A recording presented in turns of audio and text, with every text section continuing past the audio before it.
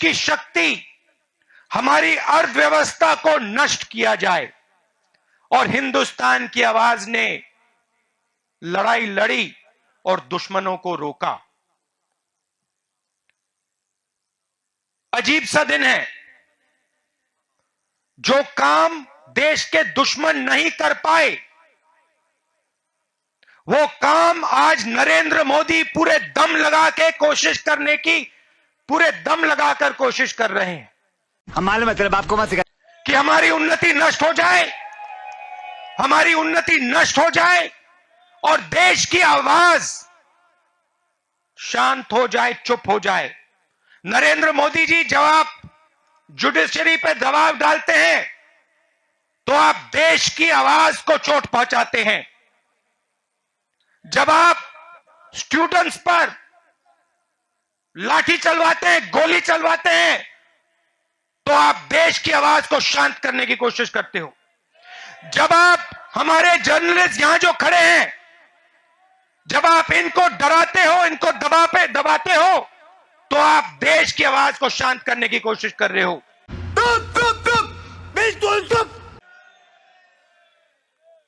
जब आप हिंदुस्तान के करोड़ों युवाओं से रोजगार छीनते हो, नोटबंदी करते हो, हिंदुस्तान के उद्योगपतियों को, छोटे दुकानदारों को दबाते हो, आप देश की आवाज को दबाने की कोशिश कर रहे हो। नरेंद्र मोदी जी, आप कांग्रेस पार्टी से नहीं लड़ रहे हो। गलतफहमी में मत रहो।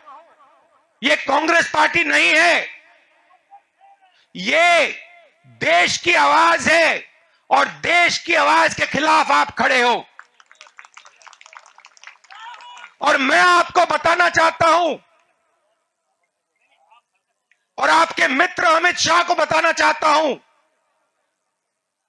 कि यह आवाज कांग्रेस की नहीं है, यह आवाज भारत माता की आवाज है। कौन है ये लोग? कहां से आते हैं? और आप ये बात मत भूलो, अगर आप इस भारत माता की आवाज के सामने खड़े रहोगे, अगर आप इस भारत माता की आवाज को, स्टूडेंट्स को, प्रेस वालों को, जुडिशरी को दबाने की कोशिश करोगे, तो भारत माता आपको जबरदस्त जवाब देने जा रही है। और जहां तक कपड़ों की बात है, नरेंद्र मोदी जी, पूरा देश आपको अपने कपड़ों से पहचानता है। 2 करोड़ रुपए का सूट हिंदुस्तान की जनता ने नहीं पहना था, आपने पहना था। यह देश एक है। आप देश को जवाब दीजिए, आप देश के करोड़ों स्टूडेंट्स को जवाब दीजिए, आपने हिंदुस्तान की शक्ति को, अर्थव्यवस्था को, रोजगार को क्या किया, क्यों नष्ट किया? आप देश को बताइए कि जहां हमारी 9% ग्रोथ रेट होती थी, आज 4% ग्रोथ रेट कर दी है आपने। आप हिंदुस्तान के स्टूडेंट्स को, युवाओं को बताइए कि आज उनको रोजगार क्यों नहीं मिल रहा है। आप रोजगार नहीं दे पाए, आप अर्थव्यवस्था को चला नहीं पाए, इसीलिए आप नफरत के पीछे छुप रहे हो, इसलिए आप देश को बांटने की कोशिश कर रहे हो। नरेंद्र मोदी जी, बाहर आइए और हिंदुस्तान के युवाओं को बताइए उनको रोजगार क्यों नहीं दे पा रहे हैं आप। बाहर आइए, हिंदुस्तान के छोटे दुकानदारों को बताइए, उद्योगपतियों को बताइए, युवाओं को बताइए आपने हिंदुस्तान की अर्थव्यवस्था के साथ क्या किया। आप कुछ नहीं कह पाएंगे। आप सिर्फ एक काम कर सकते हो, आपको सालों से आपके संगठन ने सिखाया है और मैं यहां से कह सकता हूं कि इस काम को करने में आपसे कोई बेहतर नहीं है। हिंदुस्तान को कैसे बांटा जाए, हिंदुस्तान में नफरत कैसे फैलाई जाए, हिंदुस्तान को कैसे तोड़ा जाए, यह आपको सालों के लिए सिखाया गया और आप इसमें नंबर 1 हैं। और आज ये पूरा देश इस बात को समझ रहा है, आज ये देश इस बात को समझ रहा है। आज इस देश के कॉलेज स्टूडेंट्स, यूनिवर्सिटी स्टूडेंट्स सारे के सारे समझ रहे हैं कि नरेंद्र मोदी जी को सिर्फ नफरत फैलानी आती है और कुछ नहीं आता है। मगर मैं आपको बताना चाहता हूं कि इस देश की जनता, ये भारत माता की आवाज आपको इस देश पर आक्रमण नहीं करने देगी, आपको इस देश को बांटने नहीं देगी। ये कॉन्स्टिट्यूशन हर धर्म के व्यक्ति ने बनाया था, अंबेडकर जी ने बनाया।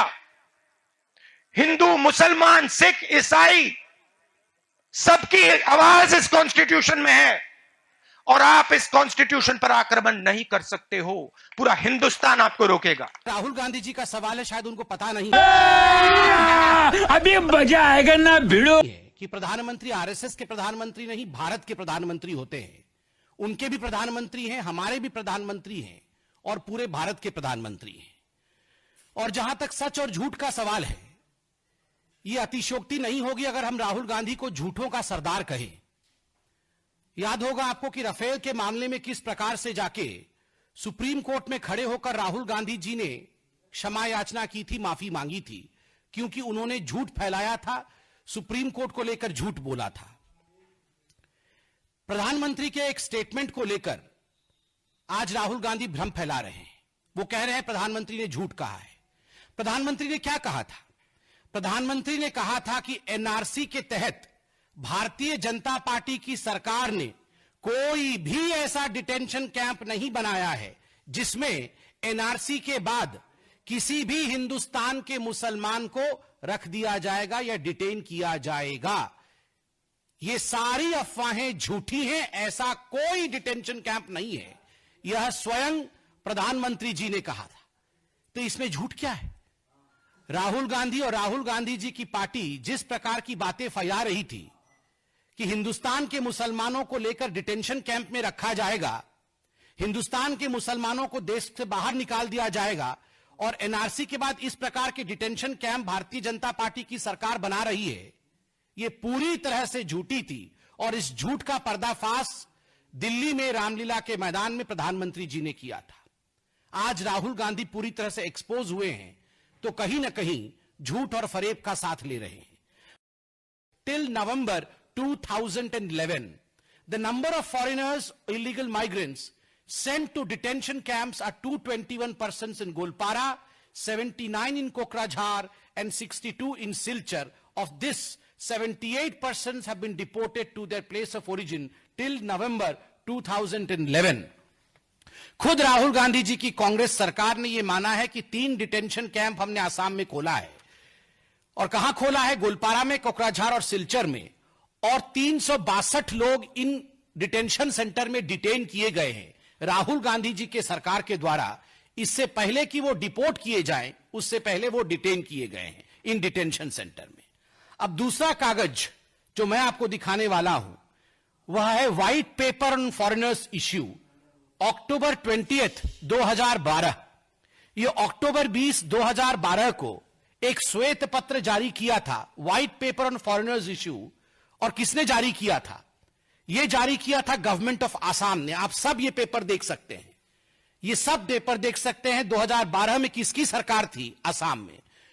तरुण गोगोई जी की सरकार थी, ये कांग्रेस की सरकार थी। और इस व्हाइट पेपर में आप देखेंगे पेज नंबर 38, पेज नंबर 38 में 4.4 नंबर क्लॉज में मैंने उस कागज को बड़ा किया हुआ है, एक अलग कागज निकाला हुआ है, पढ़ने में इजी होगा।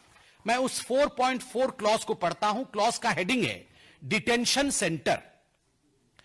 4.4.1 In most cases, it was found that the illegal migrants detected as foreigners by the Foreigners Tribunal under the provision of Foreigners Act 1946 go untraced after they are so detected. कहा गया है कि जो foreigners detect होते हैं foreigners tribal द्वारा, वो अनट्रेस्ड चले जाते हैं, उनको पकड़ा नहीं जा पाता है।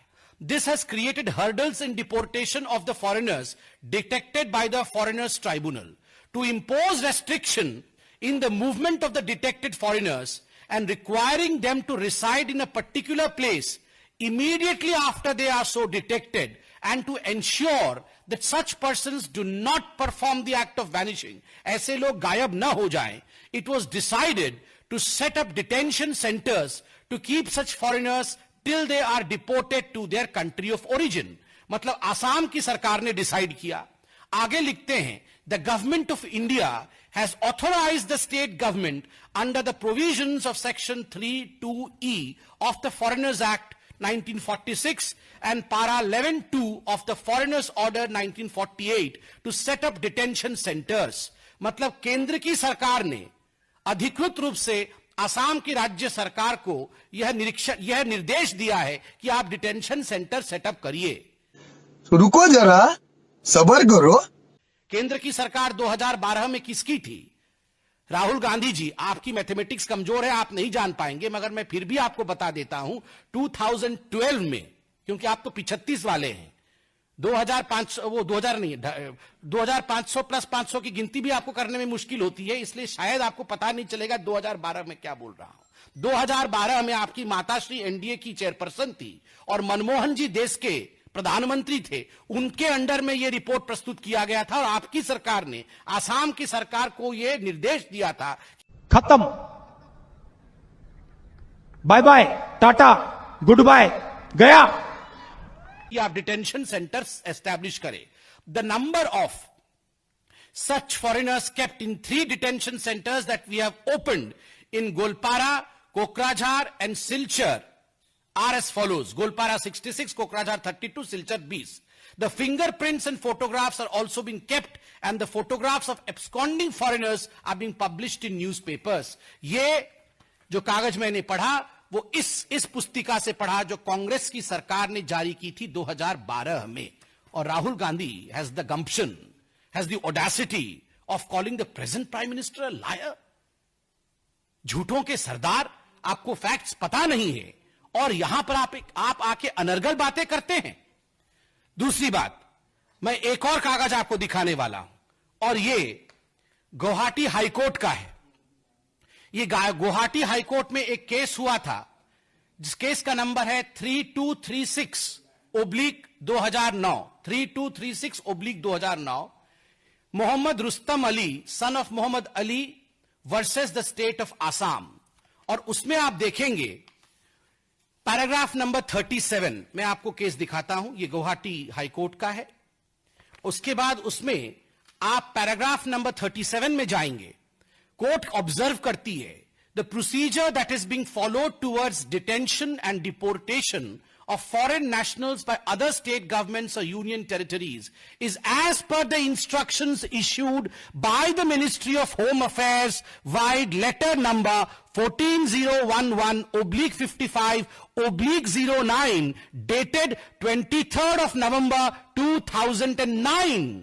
2009 में जो पत्रक उस समय के तत्कालीन गृह मंत्रालय ने इशू किया था उसके अंतर्गत डिटेंशन सेंटर और डिपोर्टेशन का यह रूल है. और कोर्ट कहती है in case of those illegal migrants from Bangladesh who are apprehended in the country and against whom action is taken under section 14A(b) of the Foreigners Act 1946 and whose cases are referred to the Bangladesh High Commission for nationality verification through Ministry of External Affairs are repatriated, deported after the confirmation of their nationality.